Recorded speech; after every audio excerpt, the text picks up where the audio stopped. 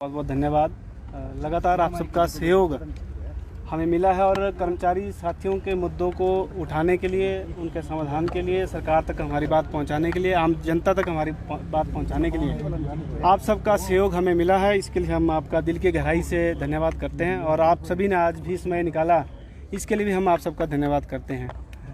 आज हमारी माननीय मुख्यमंत्री महोदय के साथ बैठक थी और इस बैठक के लिए हम 24 जुलाई से जो है लगातार प्रयास कर रहे थे, जिस दिन हमारी राज्य स्तरीय बैठक हुई थी। और उसके पश्चात जब 15 अगस्त के बाद थोड़ा जब डीए नहीं मिला या इस तरह के अलाउंसेस को लेकर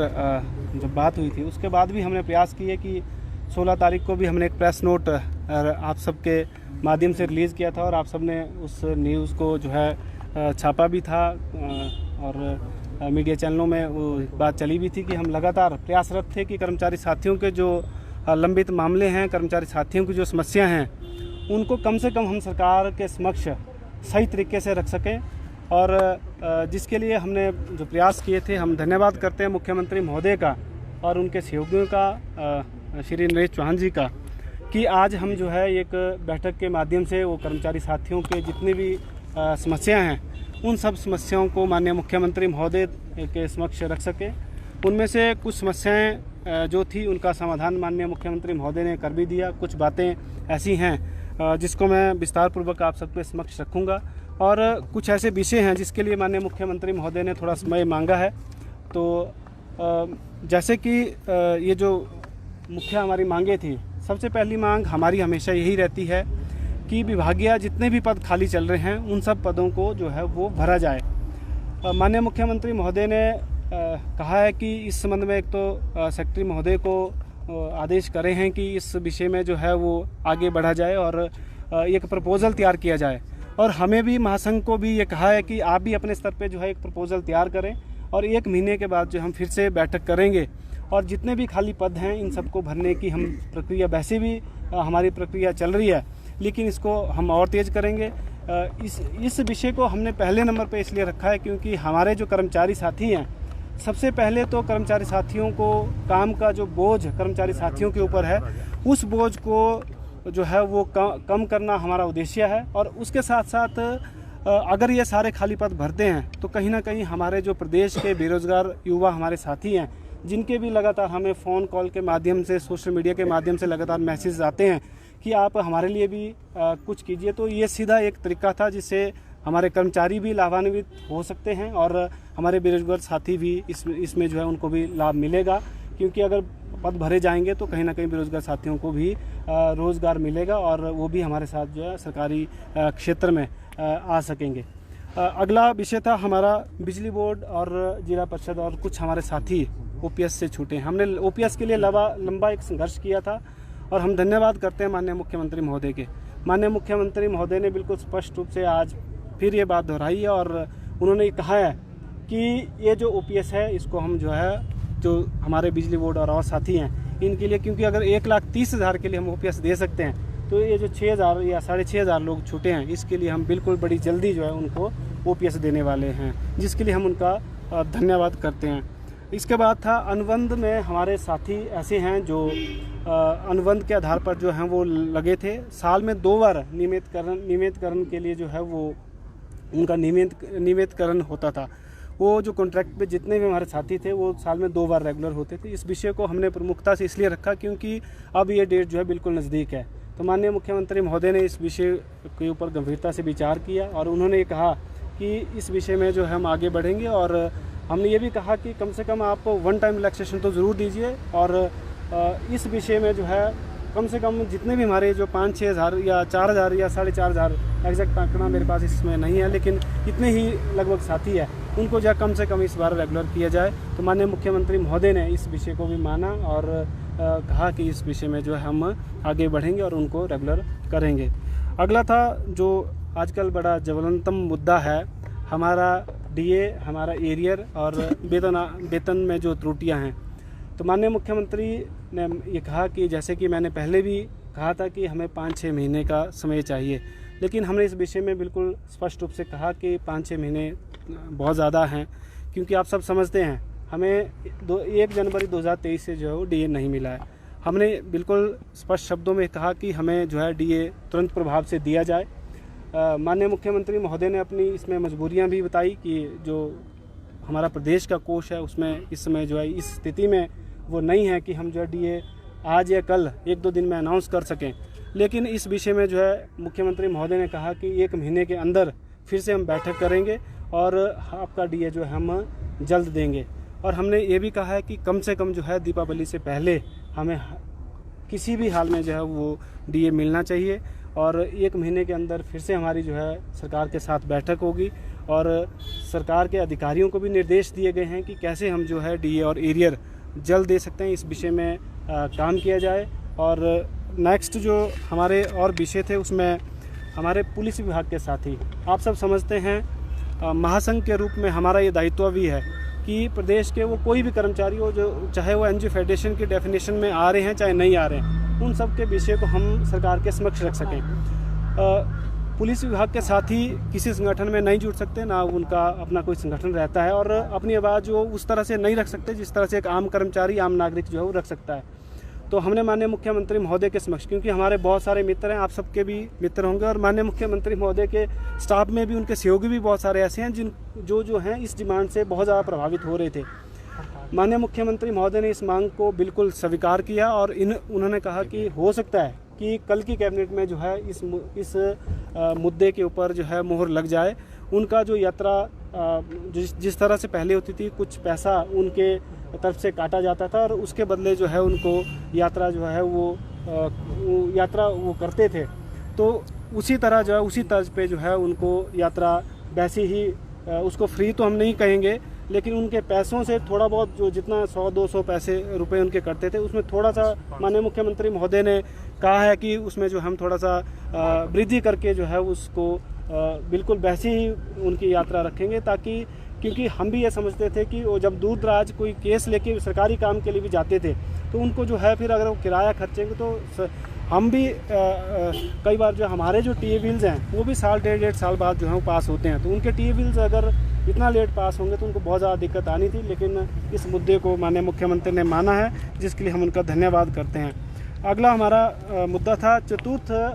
श्रेणी के जो कर्मचारी हैं उनको, कुछ साथियों को 58 वर्ष में जो है वो रिटायर कर दिया जा रहा है और कुछ को 60 वर्ष में। माननीय मुख्यमंत्री महोदय ने इस विषय के ऊपर भी गंभीरता से विचार किया है और कहा है कि इस विषय के ऊपर जो हम जो भी एक नेक्स्ट मीटिंग हम करेंगे उसमें जो है फाइनल डिसीजन देंगे। लेकिन उनका ये मानना था कि इस विषय के ऊपर जो है हम ज़रूर काम करेंगे और किसी को 58 और किसी को 60 वर्ष में जो है वो रिटायर नहीं होने देंगे, सबको जो है एक तरह से ही हम रिटायर करेंगे। इसके बाद था जिला परिषद के कर्मचारियों को का मर्जर, इसके लिए भी माननीय मुख्यमंत्री महोदय ने पहले भी सहमति दी है और आज भी उन्होंने कहा कि इस विषय में हम जो है हमारी फाइल जो चली है और जो भी इस विषय में सुझाव आएंगे उसके बाद जो हम इस पर निर्णय लेंगे। इसके बाद विभागीय पदोन्नति जो थोड़ा उसमें विलम्ब होता है और पेंशन के लिए 10 साल से 5 साल का कार्यकाल किया जाए, क्योंकि कुछ ऐसे साथी जिनकी जो नौकरी है वो लेट लगती है, तो वो जो है कम से कम 5 साल अगर ये उसकी कंडीशन रहती है तो मुझे लगता है कि हमारे और जो थोड़े बहुत साथी और छूट रहे हैं वो भी जो ओपीएस के दायरे में आ सकेंगे। और मल्टीटास्क वर्कर, आंगनबाड़ी अध्यापिका, उनकी सहायिका, जल रक्षक, मिड डे मील वर्कर और इस तरह के और जो भी कैटेगरीज़ हैं, हमने इनके लिए भी डिमांड की है कि इनके लिए जो है एक स्थायी नीति बनाई जाए। हालांकि पिछले फाइनेंशियल ईयर में जो उनका बजट भाषण था उसमें भी उन्होंने जो है लगभग सभी वर्गों को कुछ ना कुछ ज़रूर दिया था, लेकिन हमने ये मांग की है कि इन सब वर्गों के लिए भी एक जो है वो स्थायी नीति बनाई जाए, ताकि ये जितने भी हमारे साथी हैं ये भी खुद को जो है कहीं ना कहीं सुरक्षित महसूस कर सकें। अगला हमारा जो मुद्दा था वो था आउटसोर्स के हमारे बहुत सारे ऐसे साथी हैं जिन्होंने लगातार जो है पिछले 10, 12, 15 वर्षों से संघर्ष किया है, उसमें चाहे इसी कड़ी में एनएचएम के भी साथी हैं जो है अपनी सेवाओं को ये चाहते हैं कि उनको भी जो है सरकारी विभागों में मर्ज किया जाए। तो हमने मांग की है, माननीय मुख्यमंत्री महोदय ने कहा है कि क्योंकि थोड़ा बड़ा विषय है इसके ऊपर जो है उनको अपने कैबिनेट के साथियों से भी जो है बात करनी होगी, लेकिन हम ये चाहते हैं कि हमारे आउटसोर्स के साथी उनको जो है विभागों में मर्ज किया जाए, जैसे कुछ विभागों के लिए, कुछ कैटेगरीज के लिए पीछे जो है वो पॉलिसीज़ तैयार की गई थी कि कुछ परसेंटेज में जो है धीरे धीरे उनको विभागों में लिया जा रहा है। तो इस तरह से इन साथियों को भी लिया जाए। और हमने ये भी डिमांड की है कि आउटसोर्स की भर्ती कम से कम भविष्य में जो है वो बंद हो, ताकि युवा जो है वो सीधे सरकारी क्षेत्र में आ सके। युवाओं का कई बार जिस तरह से आउटसोर्स के हमारे साथी हैं उनसे हम मिलते हैं तो वो कहते हैं कि ये जो है हमारा आउटसोर्स की पॉलिसी के तहत हमारा शोषण हो रहा है, तो ये जो है ये बंद हो। और अगला हमारा मुद्दा था करना मुल्क के हमारे साथी। करना मुल्क का हालांकि उनका अपना संगठन है और बड़ा अच्छा काम अपने संगठन के माध्यम से भी वो साथी कर रहे हैं, लेकिन उनका हमें भी आग्रह था कि आप भी अगर हमारी बात रखते हैं तो जो है उनको हमें बल मिलेगा। तो हम माननीय मुख्यमंत्री महोदय के धन्यवादी हैं। माननीय मुख्यमंत्री महोदय ने ये कहा है कि उन साथियों के साथ भी छोटी सी बैठक की जाएगी, लेकिन वो जो हैं हमने कहा था कि उनको वन टाइम जो है वो सेटल करके उनको एक साथ जो है सबको जो है वो नौकरी दी जाए, ताकि जो है उन सबको जो वो जितने भी परिवार, क्योंकि हमारे कर्मचारी साथियों के ही वो सारे बच्चे हैं, उन सबको अगर नौकरी मिलती है तो कहीं ना कहीं जो है वो उन्होंने लंबा संघर्ष भी किया है तो उनको भी राहत मिलेगी। तो माननीय मुख्यमंत्री महोदय ने बिल्कुल स्पष्ट रूप से कहा है कि इस विषय में हम पॉलिसी बना रहे हैं और हमारी ये बिल्कुल इच्छा है कि हम सबको जल्द जो है सबको सरकारी क्षेत्र में लें। तो इसके लिए भी हम माननीय मुख्यमंत्री महोदय का धन्यवाद करते हैं। और भी बहुत सारी छोटी छोटी डिमांड्स हैं, चाहे राइडर की बात है या कोई इस तरह की जितने भी कर्मचारी साथियों के मुद्दे हैं। एक मांग पत्र हमने माननीय मुख्यमंत्री महोदय को सौंपा है, जिसकी हम आप सबको भी प्रतिलिपि भी सौंपेंगे और जो ये हम प्रेस नोट भी देंगे उसके माध्यम से भी हम आप सब तक पहुंचाएंगे। लेकिन जो भी जिस तरह से ये आज बैठक हुई है, हम माननीय मुख्यमंत्री महोदय के धन्यवादी हैं। खास करके एक ऐसा मुख्यमंत्री इस प्रदेश को मिला है खास, जिसने जो है आते ही सबसे पहला काम प्रदेश के अनाथ बच्चों के लिए किया। अगर पहली कैबिनेट में उन्होंने कुछ किया तो कर्मचारी हित में किया। कर्मचारी हित में जो है उन्होंने पुरानी पेंशन की बहाली की और पुरानी पेंशन की ऐसी बहाली की जो पूरे देश में एक उदाहरण बना है। तो कर्मचारी तो उनके हमेशा ऋणी रहेंगे। कर्मचारी हमेशा माननीय मुख्यमंत्री महोदय के साथ, प्रदेश सरकार के साथ खड़े हैं और महासंघ के नाते हमारा भी दायित्व बनता है इस प्रदेश में, प्रदेश के लिए हमसे जो भी हो सकेगा वो भी हम करने के लिए तैयार हैं। मैं तो व्यक्तिगत रूप से सोशल मीडिया के माध्यम से भी और एक पत्र भी हमने जो है लिखा है कि ये जो बिजली और पानी की सब्सिडी, क्योंकि कर्मचारी होने के नाते भी और एक जो है एक ये इस समृद्ध नागरिक होने के नाते भी हमारा ये दायित्व भी बनता है कि हम बिजली पानी की सब्सिडी को भी, जो व्यक्तिगत रूप से मैंने छोड़ा है, हमने संगठन के माध्यम से ये इस तरह की बात जो है मैं नहीं कह रहा हूँ, लेकिन इस प्रदेश के लिए जो भी हम सबसे हो सकेगा वो भी हम करने के लिए तैयार हैं। लेकिन कर्मचारी साथियों का हम प्रतिनिधित्व कर रहे हैं, इसलिए कर्मचारी साथियों की मांगों को प्रमुखता से उठाना, पूरी मजबूती से उठाना वो हमारा दायित्व है और वो लगातार इस दायित्व को हम निभा रहे हैं। चाहे इससे पहले पुरानी पेंशन बहाली के मुद्दे को हमने जो है एक सही तरीके से, शांतिपूर्ण तरीके से इस पूरे प्रदेश में उठाया और पूरे देश में एक उदाहरण प्रस्तुत हुआ हमने किया है। और आप सब ने उस समय भी देखा होगा, अगर अध्यक्ष के रूप में मैंने काम किया है और आप सब ने हमें लगातार कवर भी किया, जिसके लिए हम एक बार फिर से आपका धन्यवाद करते हैं। लेकिन हमने अपनी भाषा को एक शालीनता के साथ हमेशा रखा है और हम उम्मीद करते हैं कि आने वाले समय में भी हम महासंघ के माध्यम से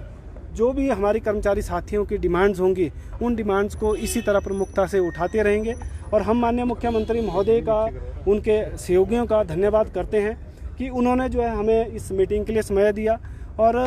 हम आप सबको ये भी कहना चाहते हैं कि अगले महीने जो हमारी मीटिंग होगी उसमें, क्योंकि आज